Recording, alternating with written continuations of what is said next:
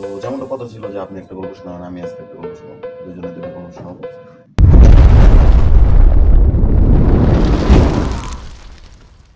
তো আপনাকে ধন্যবাদ, আপনি আপনার সুন্দর একটা গল্প উপস্থাপনা করলেন। তো এখন আমি আসলে যেটা বলবো এটা আসলে আমার লাইফের বা আমার ফ্রেন্ডের লাইফের, এমন কারো লাইফের না। এটা জাস্ট হচ্ছে একটা একটা ছেলে একটা ছেলে অল্প বয়সী, ও আমাকে কমেন্ট করে জানাচ্ছে আসলে এটা একটা গ্রামের রূপকথার গল্পের মতো, এটা পুরোটাই বানানো। গল্পটা হচ্ছে এমন যে ওর কথা ছিল, ওর লেখার প্রথমে এসেছিল যে গল্পটার নাম অতি দিয়েছিল যে দুই গ্রামের এক গোরস্থান। গোরস্থান তো সচরাচর সবাই চিনে, আপনারা চিনেন, যেখানে আমরা কবর দিই, কবরস্থান যেটাকে আমরা বলি। তো দুই গ্রামের এক কবরস্থান, এক গোরস্থান, ঠিক আছে? তো ওই গ্রামের মাঝখান দিয়ে যে মেন রোডটা, যেটাতে দুই গ্রামে যেতে হয়, দুই গ্রামে যেতে হয়, ওই একটা রোডই ওটা কি কবরস্থানের সামনে দিয়ে আছে। ওই দুই গ্রামে ঢোকার দুই গ্রামে ঢোকার জন্য মানে একটা রাস্তা, ওই রাস্তার ওখানে কবর, ওখানে কবর আর কবরস্থানে, আর ওই গোরস্থানের সামনে যে রাস্তা আছে ওইটাই দুই গ্রামে যাওয়া যাবে, অন্য কোনো দিকে আসা যাবে না। যাওয়া আসার জন্য একটা রাস্তা, নদীর সাইডে তো আসা যাবে না, তো যাওয়া আসার জন্য একটা রাস্তায়। একদিন সন্ধ্যা 6টার দিকে একটা ছেলে অল্প বয়সী, যেমন এই ধরেন 17 থেকে 18 বছর বয়স হবে, সে রাস্তা দিয়ে হাঁটার সময় ওই রাস্তা দিয়ে ছেলে বড় আসছিল শহরের দিকে, আর ওটা হলো গ্রাম অঞ্চল। তো সে রাস্তাতে আসার সময় সন্ধ্যা 6টার সময় ওই জায়গায় যখন কবরস্থান ওই জায়গায় যায়, তো সে কবরস্থানের সামনে যখন পাড়া দেয় তখন সাদা একটা কাপড় পরা, মানে কাফনের কাপড় যেরকম সেরকম একটা কাপড় দেখে যে মানে একে একে নড়তেছে, এই পাশ থেকে ওই পাশে যাচ্ছে। ও দেখে মানে একদম হয়ে গেছে। তারপরে ওর মনে হলো যে ওর পিছনে কেউ দাঁড়ায় আছে। ও অনুভব করছে, করার সাথে সাথে যখন পিছনের দিকে তাকাইছে তখন ওই পিকআপ চেহারার একটা মানে আকৃতি দেখতে পাচ্ছে। তো যখন ও এটা দেখতে পারলো, এটা হলো প্রথম ঘটনা, মানে গ্রামের প্রথম ঘটনা এটা। ও এটা দেখতে পারলো, দেখে কি করলো, ও বলে অনেক চিৎকার করে, মানে একদম আত্মঘাত করে ছুটে যে গ্রামবাসী, মানে ওদের গ্রামটা ছিল হলো ডান পাশে গ্রামটা, আস্তে দুই পাশে গ্রাম, ডান পাশে গ্রামটা। তো ওই গ্রামে যায় ওদের যে মানে গ্রামের মাঝে একটা বট আছে, ওখানে আপনার বুড়ো বয়স্ক যারা আছে তারা ওই বট গাছের ওইদিকে বসে সন্ধ্যার পরে একটু গল্প গুজব করে। তো ওই ছেলেটা ওখানে যা যখন বললো তখন তো গ্রামের কেউ বিশ্বাস করতেছে না, কারণ তাদের ওই গোরস্থানটা আছে তাদের পূর্বজদের আমলের, তাদের বাপদাদা তাদের আমলের, আসলে কেউ কোনো কিছু দেখেনি। তো কেউ বিশ্বাস করলো না ছেলেটা। তারপরের দিনই মানে ভয় পেয়েছিল অনেক। তারপরের দিন জ্বর টর করে মানে অনেক অসুখ দেখে কবিরাজ দেখে ডাক্তার লাস্ট মতো শহরে নিয়ে ডাক্তার দিয়েছে, তখন কাজ হলে ছেলেটা জ্বর ছাড়ে। তার 2 দিন পরে ছেলেটা মারা যায়। যখন ছেলেটা মারা যায় তাকে তো কবর দিতে হবে ওই গুরুস্থান। এখন সবাই বলতেছে যে গুরুস্থান হলো আমাদের এখানে একটা, এলাকার যে মাতাব্বর আছে সবাই আসে, তারা বলতেছে একটা। তো ছেলেটার বাবা বলতেছে যে আমার ছেলে এই গুরুস্থানে সামনে দিয়ে আসতে সময় কিছু একটা দেখে ভয় পেয়ে আর সে মৃত্যুবরণ করছে। এখন কারোর ভিতরে একটা ভয়ের সৃষ্টি হয়ে গেছে, আসলে কি অবস্থানে এটা আছে নাকি, যেহেতু ছেলেটা মারাই গেল। আবার কেউ ভাবতেছে না এগুলো কিছু হয় না, যেমন কিছু ইয়াং ছেলেপেলে আছে তারা এগুলো বেশি ভয় পায়। যেমন আমাদের বোঝায়, আমরা কিন্তু এগুলো বিশ্বাস করি না, আমি প্রতিটা ভিডিওতে আমি কিন্তু বিশ্বাস করি না, যেহেতু গল্পগুলো পাঠায় আমি তুলে ধরি আপনাদের মাঝে। তো ছেলেটার মানে কবরটা দিবে, গোসল টোসল সব করানো শেষ, জানাজা করা শেষ। কিন্তু জানা যায় দুই গ্রামের মনে করেন অনেক মানুষ আসে, কারণ ওই যে ভয় ঢুকে গেছে ভিতরে। তো ছেলেটাকে খবর দিয়ে যাওয়ার পরে, এখন ছেলেটাকে খবর দিয়ে গেছে চলে যাওয়ার পরে আপনি দেখবেন যে গুরুস্থানের কাছে কিন্তু শিয়াল থাকে না। এখন ওই গ্রামে আশপাশে যেহেতু বাগান নদী, শিয়াল অনেক আছে, শিয়াল আইসা খবরগুলো খুঁজে, তারা শিয়াল কুকুর এগুলো খবরগুলো খুঁজে। ওদিকে রাত্রে তাই ওর খবরটা করে ওর লাশটাকে উঠায় শিয়ালে ঝোপের ভিতরে নিয়ে মনে করো খাইটা এসে দিচ্ছে। তারপরে আপনার ওই ছেলেটার যে লাশটা, এখন ওই দিক দিয়ে যে মানুষ যায় আসে সবাই প্রচুর একটা দুর্ঘটনা, বলতে মানুষ বুঝলে যেমন একটা গন্ধ আসে না, একটা গন্ধ আসে, তো সবাই মনে করছে কুকুর টুকরা বা মরে পড়ে রয়েছে। তো তার কিছুদিন পরে ওটা গেছে, 6 মাস পর্যন্ত কেউ কিছু দেখেনি, 6 মাস 7 মাস হয়ে গেছে। তারপরে ওই গ্রামের একটা আছে ডাক্তার, একজন ডাক্তার আছে, যেহেতু গ্রাম অঞ্চলে একজন ডাক্তার আছে, উনি ওনার ডক্টরের কাজে গেছিল হলো শহরে।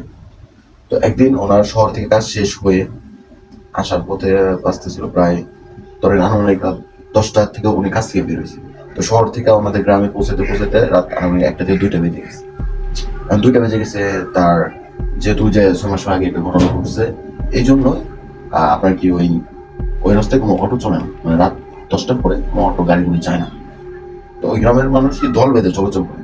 এখন রাত 2টা বাজে উনি ডাক্তার সাহেব আসছে, তো কোনো নাই, অটো নাই, কিছু নাই, এলাকায় কোনো মানুষ নাই, সবাই 7টা-8টার পরে ঘরে যাতে যার মতো বসে পড়ে। কারণ ওই ঘটনা হওয়ার পর থেকে বলে 6 মাস পর্যন্ত খালি আলাদা আলাদা আওয়াজ শুনতে পারছে সবাই। তো আপনার উনি যখন ওই গোরস্থানের সামনে আসছে, এসে গোরস্থানের রাস্তায় যখন উনি পাটা দিছে, সোজা কথা মানে ওনার শরীরে পশম টসম সব দাঁড়াই গেছে। মানে একটা ভয়ের ব্যাপার এটা। আর যেহেতু ওনার সামনে চোখের সামনে ঘটে যাওয়া একটা ঘটনা ঘটছে এই জায়গায়, তো ভয় পাচ্ছে। আস্তে আস্তে উনি যখন ওই গোরস্থানের সামনে এসে দাঁড়ায় তার সাইডে গোরস্থানের ভিতর থেকে বিকট শব্দ হয়েছে। বিকট শব্দটা বলতে কি, যেমন ধরেন মানে বাজিটা যেমন বিকট শব্দ হয় না, বিকট শব্দ হয়েছে। গ্রামবাসীর মানুষ শুনছে, গ্রামবাসী শুনছে একটা শব্দ হয়েছে। তো গ্রামবাসী কিছু লোক মনে করছে যেহেতু এখানে হলো বাস স্ট্যান্ড আছে, মানে ওই গোরস্থানের কিছুটা দূরেই বাস স্ট্যান্ড, তো ওখানে গাড়ির চাকা টোকা হলে পুরো আসতে হতে পারে। তো সবাই ওরকম গুরুত্ব দেয় না। এখন যে ডক্টরটার সামনে ওইটা শব্দ হয়েছে, উনি তো ঘুরে দেখছে যে আসলে কিসের জন্য শব্দটা হল। উনি যখনই ওই গোরস্থানের দিকে তাকাইছে, তাকাইতে ওনার চক্ষু চলক কিছু দেখেছে। উনি সোজা কথা, ওনার মুখে তো কোনো বাক্যা কিচ্ছু নাই, কোনো কথা বলতে পারছেন না। উনি দাঁড়াইয়া তাকাইয়া দিছে, তাকাইয়া দেখে যে ওখানে হলো ওই যে কবরস্থান, দেখেন কিছু কিছু গোরস্থানে সুপারি গাছ থাকে, তারপর নিম গাছ থাকে। তো দেখতেছে যে এই সাদা 2টা পর্দা, একটা এই পাশে দেওয়ালে সুপারি গেছে, ওই পাশে দেওয়ালে সুপারি গেছে, শুধু অ্যাঙ্গেল ভাবে আছে, নিভাবে হয়ে মানে অ্যাঙ্গেল ঝুলন গাড়ি আমরা যেগুলো দেখছিলাম ঝুলন, ওরকম হয়ে আছে। ওটার মধ্যে একে একে 4টা কাফনের কাপড় পরা, মনে করবেন যে একটা মানুষ বসে আছে, মুখ কিছু দেখা যায়, ওরা কাপড়ে পেছানো 4টা বসে বসে তুমি লাগাচ্ছে। উনি তো দেখা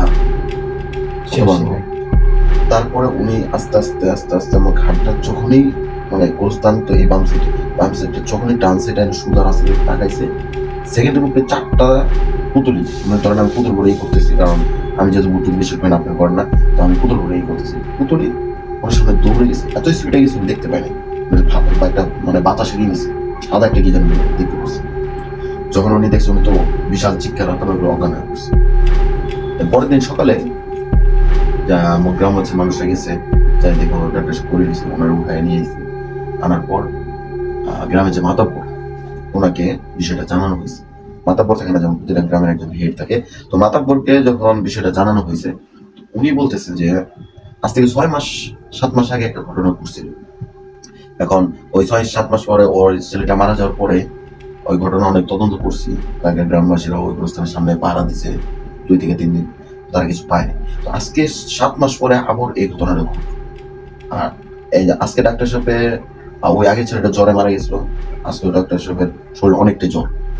তো গ্রামের মাতব্বর একটু সন্দেহ হয়েছে আসলে সমস্যাটা কি।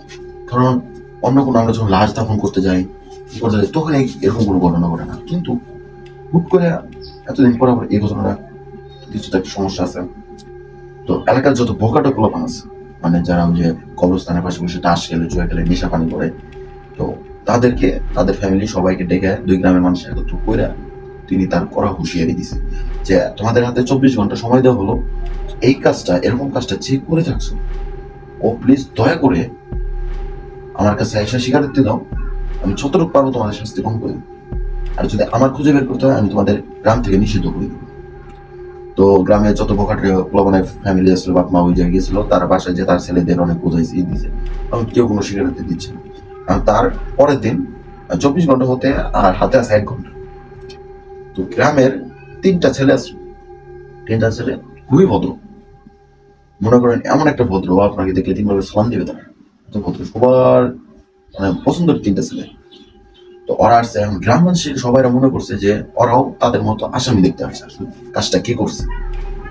এখন ঘন্টা যায়, 1 ঘন্টা আর আছে 10 মিনিট, 24 ঘন্টা হয়ে যাবে। হুট করে হয় 3 জন মাতাব্বরের সামনে এসে দাঁড়ায় বলতেছে যে এই কাজটা কি করছে আমরা জানি না, কিন্তু এর আগের কাজ যে ছেলেটা মারা গেছিল 6 মাস আগে, ওই কাজটা আমরা করছিলাম 6 দিন। এখন সবাই তো ভাবছ অবাক যে এই 3টা ছেলে তারা এরকম 6 দিন তো আশা করা যায় না, কারণ তারা বাসা থেকে বের হয় না। এখন মনে করেন ওই 3টা ছেলের কোনো ভুল পায়নি মাতবরে, আগে পরে কোনো ব্যাড রেকর্ড ছিল না। তো তাই মাতবর কি বললো যে এই 3টা ছেলের বিচার তাদের ফ্যামিলি তার বাপ মা করবে। পরের দিন সকালে তাদের 3জনকে দেখা গেছে যে মানে ওদের ওই যে নদীর পাড়ে, তো নদীর নৌকা থাকে ঘাটের মধ্যে 2জন বসে গেছে। আর তাদের পিঠ শরীর টরীর দেখে মনে হয় যে না, বাবা মা ভালো শাসন করছেন। হুট করে মানে ওদিকায় মানে অলৌকিক ভাবে নদীর পানিটা বেড়ে যাওয়ার পরে নদীর পানিটা গ্রামে কিন্তু ঢুকে না, ওই কবরস্থানের ভিতরে নদীর পানি ঢুকছে। ঢুইকা ওই 6 মাসে মারা গেছিল না, যার লাশটা উঠায় নিয়ে এই শিয়ালে খেয়ে ঝোপে নিচে মারা গেছিল। 6 মাস পর্যন্ত কিন্তু কবরস্থান পরিষ্কার করে নাকি। তখন ওই ঝোপের ভিতরে কিন্তু কঙ্কালটা ছিল, মানে তার হাড্ডি গুড্ডি এগুলো ছিল। হুট করে ওগুলা ভেসে ভেসে আসছে। আইসা যে ছেলেটা মূলত ভয় দেখাইছে, যে ছেলেটা ওর সামনে এসে ভয় দেখাইছিল, মানে বিকট একটা চেহারা, ওর পাউডার পানি দিচ্ছে, পাউডার মানে ওই হাড্ডির ফেসে দিচ্ছে। এখন বন্ধু দুটো যাবো চলে যাবে, ওকে টানে যেহেতু আয় উঠতে পারে না, ওরা টান দিচ্ছে। পরে ওই নিচ থেকে কি যেন একটা মানে টান দিচ্ছে, হয়তো ওই কঙ্কালের সাথে যে বাচ্চাটা পানির স্রোত যেতে পারে। কিন্তু গল্পটা এইভাবে বলা হয়েছে যে ওর ছেলে আত্মাটা ওকে টান দিছে, টান দিয়া ভিতরে তলায় নিয়ে গেছে, পানির নিচে নিয়ে গেছে। এখন ওই জায়গাটা আসলে কিরকম, যেহেতু গ্রাম অঞ্চল, তো তারা মাছ শিকার তো অবশ্যই করবে নদীর পাশে থাকলে। এই পাশে জাল দেওয়া, ওই পাশে জাল দেওয়া, মানে নদীর যেহেতু ড্রেন গেছে, ড্রেনের দুই পাশে জাল দেওয়া, মাছগুলো আটকায়। তো ওই জালে যায় ও মনে করেন আটকে গেছে, এই মনে করেন মিনিমাম 10 মিনিট। এখন একটা মানুষ মরতে হলো মিনিমাম 1 ঘন্টা লাগে। 10 মিনিট পরে আপনার যখন ওর বন্ধুরা গেছে, আরো গ্রামবাসীরা আসছে, এসে যখন ওকে উঠাইছে, বিশ্বাস করবেন আমার ভাই, ওর শুধু বডিটা আছে, মাথা না, মাথার মাঝখানে শুধু কঙ্কাল। মানে এরকম মনে হয়েছে কেউ যেন চিবিয়ে খেয়েছে মাথা, মানে চিবিয়ে বলতে ধরেন ওই কুকুরে বা বাঘে যদি খায় একটা অংশ, ওই অংশটা চিবিয়ে খায়, এখান থেকে কিন্তু কোনো স্পট নাই, শরীরের কোনো স্পট, কিন্তু মাথাটা পুরোটা কঙ্কাল। এখন যখন ওই বডিটা উঠানো হয়েছে, হাত পা একটু নাড়াচাড়া করছে, মানে জান আছে, জানটা চলে যাবে, বলছে শহরে তো আতঙ্ক ছড়িয়ে গেল।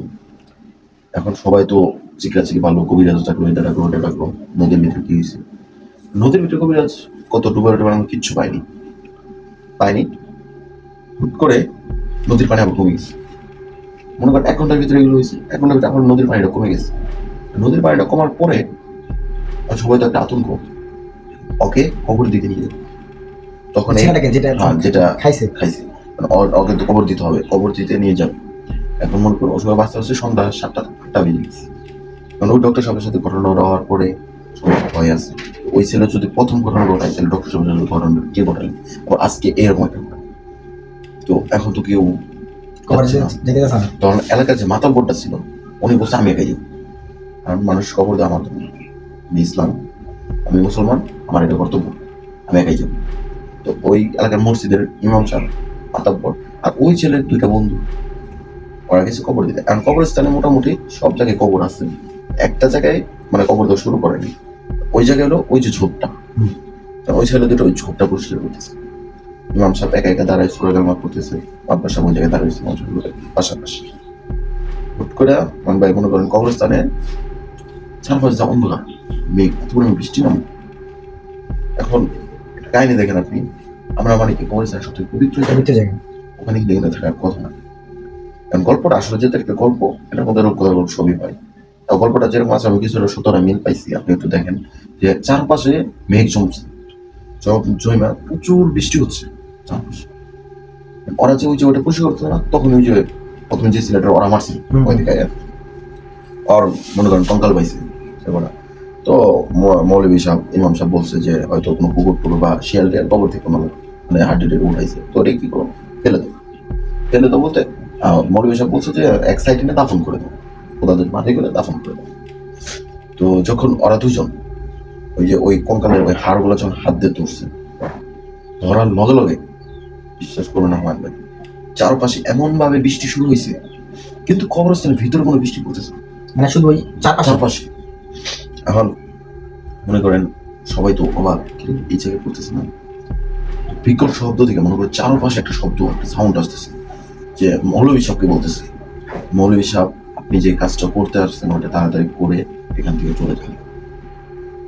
মৌলভী সাহেব তো দোয়া কামনা করতেছে, আসলে আসলে মৌলভী সাহেব ওই লাস্টে দফন করতে এসেছিল। মৌলভী সাহেব দেরি করে নেই, তাড়াতাড়ি নিজেই কবর করছে, নিজে উনি আর মাধব বসে দুজন কবর করছে। আর ওই যে ওরা দুজন যে হাত দিতে ধরছে না, ওরা তার ওই জায়গাতে নড়তে পারছে না, মানে কিরকম কারেন্টের শর্ট খেলে আটকে যায় না, স্ট্যাচুর মতো হয়ে গেছে, স্ট্যাচুর মতো হয়ে গেছে। আর মৌলভী সাহেব ওইটা করে কবরটা দিয়ে কোরআন তেলাওয়াত যখন করছে তখন ওই আওয়াজটা থেমে গেছে, বৃষ্টির পানিটাও কমে গেছে, কোরআন তেলাওয়াত শেষ, কবর দেওয়া শেষ, সব শেষ। ওই দুজনের এখন মৌলভী সাহেব বলতেছে যে ওদের দুজনকে কেন তুমি আটকে রেখেছো? তখন ওই ভুট্টা ওই যে মানে আত্মাটা বলতেছে যে আমার মৃত্যু হয়েছিল ওদের কারণে। মৌলভী সাহেব মাতা বসে বলতেছে তুমি কে? কয় আমি তো এই 7 মাস আগে মারা গেছিলাম, আমি রাসিফ। এই ছেলেটার নাম ছিল রাসিফ। রাসিফটা পরে উদ্যোগ করা হয়েছে, যেন ওর মুখ থেকে শোনা, পরে উদ্যোগ বলা হয়েছে আমি রাসিফ। তো তুমি রাসিফ। তো মাতবর সাহেব বলতেছে যে বাবা ওদের ভুল হয়েছে, ওদের ক্ষমা করে দাও। এখন ওই ছেলেটা বলতেছে না, আমি ক্ষমা করবো না, আমার কি দোষ? আমি কোনো ক্ষতি করি নাই, কিছু নেই, আমাকে ভয় দেখাইছেও। তারপরে দিন রাত্রে যখন আমার জ্বর আসলো, আমি যখন আপনাদের কাছে বলতে গেলাম তখন আমি জেনে ফেলছিলাম যে আমাকে ভয় দেখানো ওরা 3 জন ছিল। আমি শুনছিলাম কানে যে কোন 3 জন বলতেছে আমরা 3 জন ভয় দেখেছি, কিন্তু আমি চেহারা দেখি নাই, তাদের পরিচয় জানতাম না। অধিকার রাত্রে পিস থেকে আমাকে কেউ যেন আঘাত করে মেরে গেছে গলাটি, কেন আমি আপনাদের কাছে না বলতে। আর এই যে আজকে প্রমাণ হলো, আপনি মাতবর সাহেব আপনি প্রমাণ করে দিলেন যে এই ছেলে 2টাই ছিল, এই ছেলে 3টাই ছিল। একটাকে আমি আমার নিজের হাতে শেষ করেছি, এই 2টাকে আমি নিজের হাতে শেষ করি। এখন মনে করেন ভয়াবহ একটা অবস্থা। কবরস্থানের ভিতরেও ওই অতি মনে করেন আত্মাটা কিছু করবে না, কারণ ওর নিজস্ব কবর হয়ে যাবে, কিছু করতে পারতেছে না। মৌলভী সাহেব আছে, তার হাতে কোরআন শরীফ আছে, কিছু করতে পারতেছে না। তখন ওই আত্মার আত্মনাদ, চিৎকার, কষ্টের যে কান্নাটা শুনে মানে মাতাব্বরের কান দিয়ে, মৌলভী সাহেবের কান দিয়ে রক্ত পড়তেছে। এত ভয়ানক একটা চিৎকার। পরে মৌলভী সাহেব বললো যে আল্লাহর রস্তে, মানে আল্লাহর নাম নিয়ে বললো যে ওদেরকে তুমি মাফ করে দাও। এখন ও বলতেছে যে আমি মাফ করে দেবো, যদি আমার কোনো ভুল থাকে আমি মাফ করে দেবো, আমি মাফ করে কিছু না, মহান আল্লাহ তাআলা আছে। আমি ওদেরকে খোঁজার জন্য এতদিন এদিকে ঘুরতেছি, জীবিত ছিলাম, মানে আত্মার মতো ছিলাম। এখন ওদের আমি মাফ করে দেবো, কারণ আমার আল্লাহ, আমি যদি আমার জীবনে কোনো অন্যায় না করেছি তাহলে আমার আল্লাহ ওদের মাফ করবে। তারপরে তো ও তো যাইবে না। মৌলভী সাহেব বই কোরআন তেলাওয়াত করে কোনোভাবে ওদেরকে ওই হাড্ডি রাতে ছড়ায় বাহিরে আসছে। বাহিরে আসার লগে লগে ঝমঝমে বৃষ্টি পড়তেছে কবরস্থানের ভিতরে, এত পরিমাণ বৃষ্টি পড়তেছে মনে করেন কি পাল্টি করে পানি ঢেলে দিচ্ছে। এত পর্যন্ত বাহিরে বৃষ্টি হয়েছে, এখন কবরে নাই। মৌলভী সাহেব এক হাতে ধরছে মাতবরকে, আর এক হাতে ধরছে ওই ছেলে 2টাকে। যখনই কবরস্থানের বাহিরে আসার লগে লগে মৌলভী সাহেব কি করলো, ওদের দুজন হাতটা ছেড়ে দিল। যখনই ওদের দুজনের হাতটা ছেড়ে দিছে তখন উপর থেকে বলে বিদ্যুৎ চমকায় বাস পড়ছে, দুজনের বিদ্যুৎ পড়ছে, যেটাকে আমরা বলছি ঠাড়া পড়ে। নগদে তাৎক্ষণিক তার পুলে ছায়। ও ভিতর থেকে হাসতে হাসতে বলে যে আমার বিচার আল্লাহ করছে। এরকম বলে 3বার না 4বার বিকট শব্দে বইলা হুট করে বৃষ্টি সব শেষ, এখন রোদ উঠে গেছে, সকালে এরকম ছিল বিষয়টা। তো বিষয়টা আপনার কেমন লাগছে জানি না, আজকের জন্য বিষয়টা খুবই ইন্টারেস্টিং, খুবই ভালো লাগলো, খুব ভালো। আসলে আমাকে যে পাঠিয়েছে ও বানিয়েছে, আসলে আপনার কেমন লাগছে? হ্যাঁ, খুবই ভালো ছিল, ইন্টারেস্টিং। তো আজকের জন্য এই পর্যন্ত। ধন্যবাদ হুমায়ুন ভাই আসার জন্য। আর এরকম সুন্দর সুন্দর গল্প পেতে চাইলে আমাদের চ্যানেলটা সাবস্ক্রাইব করুন আর আমাদের সাথেই থাকুন। আর আমার চ্যানেলে শুধুমাত্র যে ভৌতিক ভিডিও তা কিন্তু নয়, এখানে আমরা বন্ধুরা আড্ডা দেই, তো বিভিন্ন ধরনের আড্ডা ভিডিও আসবে। তো আপনার যদি কোনো গল্প বা কিছু জানা থাকে আমার কমেন্ট বক্সে হোয়াটসঅ্যাপ নাম্বার দেওয়া থাকবে, প্লিজ যে কমেন্ট করুন। ধন্যবাদ। আপনাদের কাছে কোনো গল্প থাকলে ওরা অবশ্যই শেয়ার করবেন।